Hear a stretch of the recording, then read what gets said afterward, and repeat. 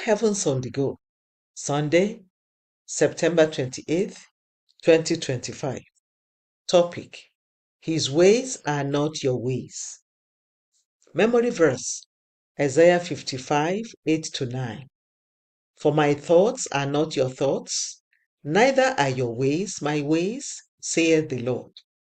For as the heavens are higher than the earth, so are my ways higher than your ways, and my thoughts than your thoughts.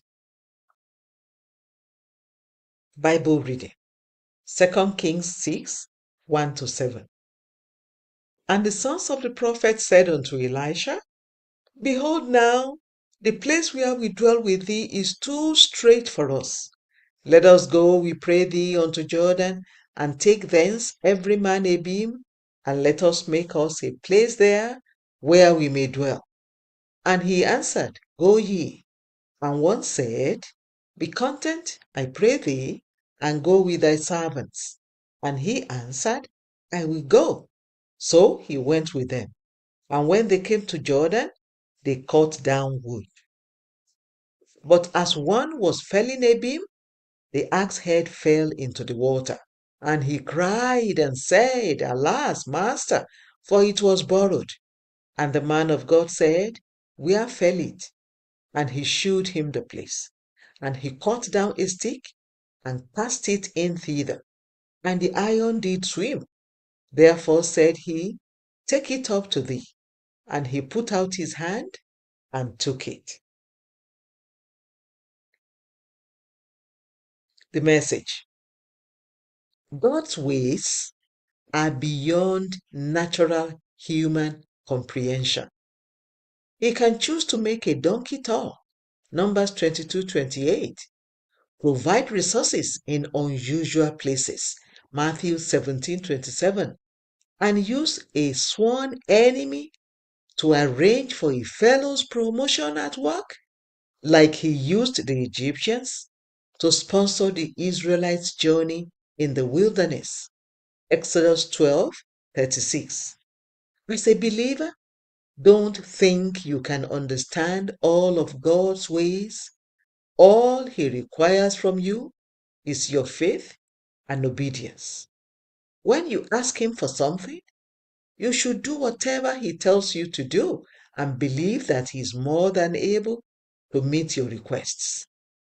People who think that God is too slow and that they can handle things by themselves often get into trouble. Abraham learned this the hard way when Sarah convinced him to help God by having a child through her servant, Genesis 16:2. That single decision is the cause of some of the major problems in the world today. If God has said he will do something, he will do it to perfection. You cannot do it better than him. In today's Bible reading, the sons of the prophets wanted to build a bigger accommodation, and they came to tell Elisha. They decided to go beside the Jordan River to get wood for the construction, and while the others were excited to start the project, one of them asked Elisha to go with them. Beloved, it is good to make plans and embark on projects.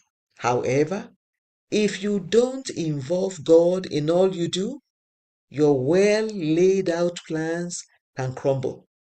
This was what happened to the sons of the prophets. While they were happily cutting down wood and gathering it for their building project, they suddenly had a setback. One of them had borrowed an axe, and while cutting wood with it, the axe head fell into the water. Apart from negatively affecting the completion timeline of the project, this setback also meant that they had incurred some debt because the axe was borrowed.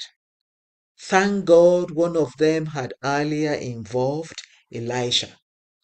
He simply asked them where the axe head fell, cut down a stick, and threw it into the water. What happened next cannot be explained by science. The stick sank, and the heavy axe head swam.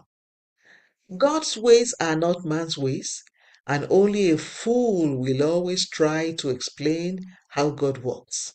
When it comes to relating with God, faith and obedience is all He expects of you because His ways are past finding out.